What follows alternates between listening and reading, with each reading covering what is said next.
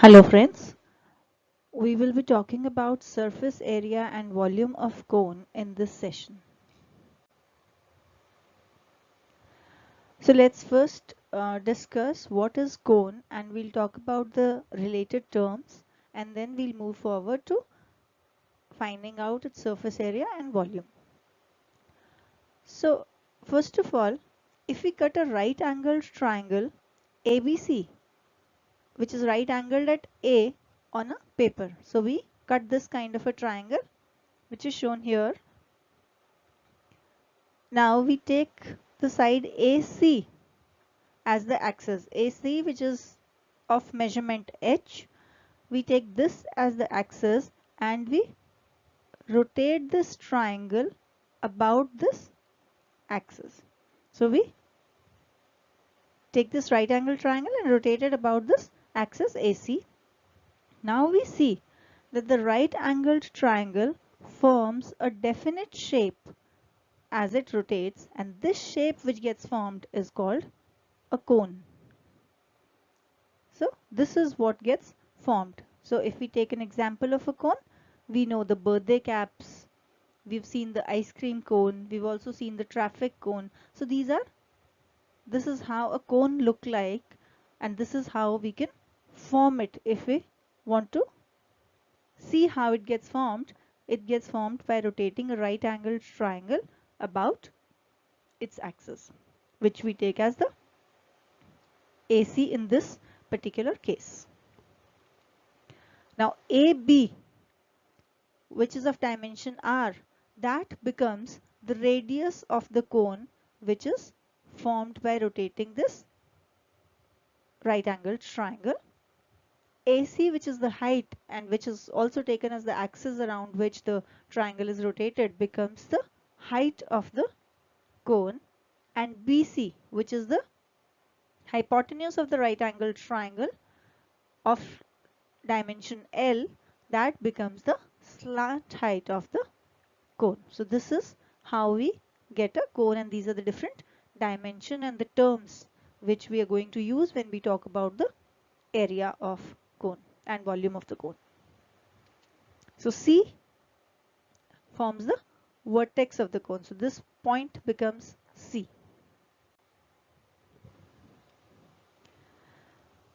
Now let's first talk about right circular cone versus an oblique cone. Now the cone that we just talked about, which get formed by rotating the right angled triangle around its axis, that kind of a cone is called the right circular cone. So this is how a right circular cone looks like. Now if the line joining the vertex of the cone, this is the vertex, we've called this point C, this is the vertex of the cone. If the line joining the vertex of this cone to the center of its base, let's take it as O, it was actually A in that right angle triangle. So if this line joining this line that is joining the vertex and the center of the circle, center of the base, if this is not perpendicular to the base, then it is not a right circular cone. So let's see how it might look like. So this is one example of how an oblique cone may look like. So this is, say for example, from the vertex to the center of the circle, if we join this line, this is clearly not at right angle with the base. So this angle is not 90 degree. So this means this is not a right circular cone. And supposing we also have, in case we don't have the base as circular, say for example the base is something like this, and then we have this kind of a figure where we can say that the line joining the vertex and the center of this base is actually perpendicular, but if this surface is not circular, then this is not a right circular cone again. So in this session now we are going to keep our focus on finding the surface area and volume of the right circular cone. So we've already talked about it. Now let's move on to the surface area of a right circular cone. So now we take a cone which can be made up, which we can make using a paper. So we can also take a paper cap, or we can also create a paper cone using just a paper, and then we unroll it. So now this is the cone that we have, and this is what we get when we unroll this cone.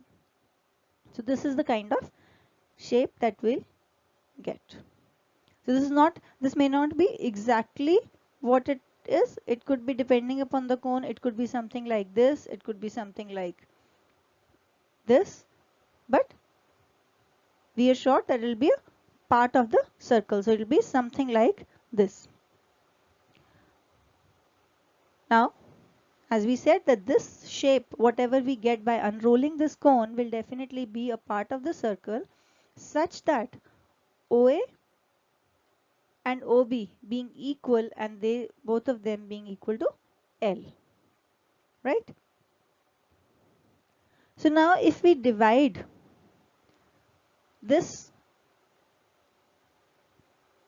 shape which we get on unrolling the cone, if we divide it into small triangles, say for example we draw this line and let's name it as X. So this OXB is now a small triangle of height L, and we can divide this piece of paper into similar triangles of this nature, small triangles, right, which will, all of these will have a height L. So now we know that the curved surface area of the cone, this curved surface area, this area, we are not talking about the base, we are talking about the curved surface area, which is nothing but this area of the figure OAB. This is going to be the sum of the area of all these triangles that this shape is made up of, which would mean the area of this first triangle that we've made, OBX, will be half into B1 into L, where this BX, this is B1. So this is the area of the first triangle. And now if we make these small triangles such that all these dimensions are B1, B2 till and so on. So we can say the curved surface area of this cone would be half into B1 plus B2 plus B3, as many as we have formed, into L. So it is nothing but the sum of the areas of these triangles. So now we know that B1 plus B2 plus B3, this is nothing but the length of this arc AB, which is this. Now if we bring side OA and OB together, then we get this circular base of the cone with radius R. So this means that the length of this arc AB, because when we bring OA and OB, we bring this side, this point, A point, coincides with point B. We roll it like that. Then the length of the arc AB is that circumference of that circle, and the circumference of the circle is 2 pi r, because the radius is this radius, which is the radius of the cone. So we know that the length of the arc is known to us, which is 2 pi r.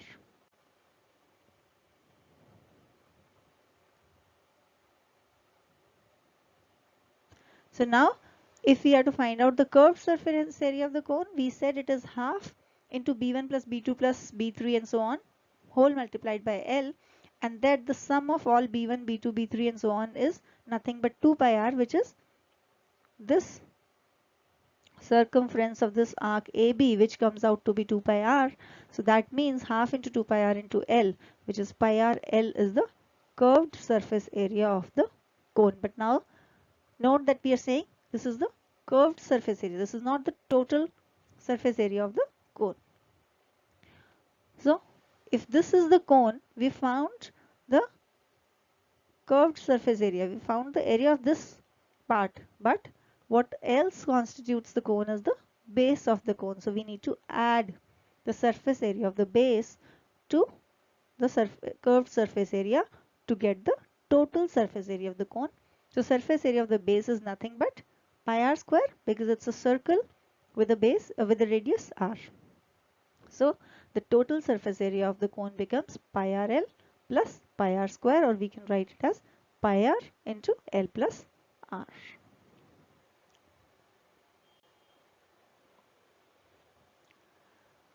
Now let's talk about the volume of the right circular cone.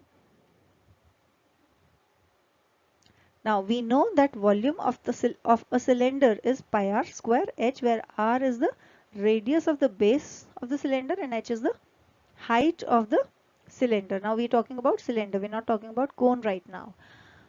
So now it is seen that if the fluid from a cone of same radius, which is r, and height h, note we're talking about height, we're not talking about the slant height. So if we have a cone of radius r and height h, and if we pour the fluid from that cone into the cylinder of same radius and height, then the cylinder will be full when we pour in 3 cones of fluid into the cylinder.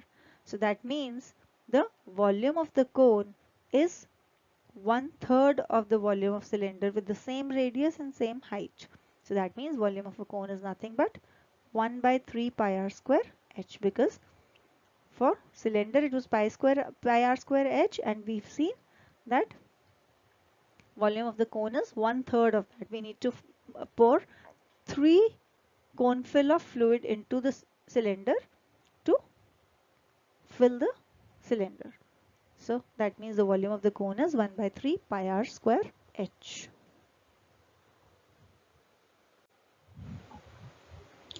Friends, I hope you enjoyed the session. If you find it useful, please like it and share it with your friends.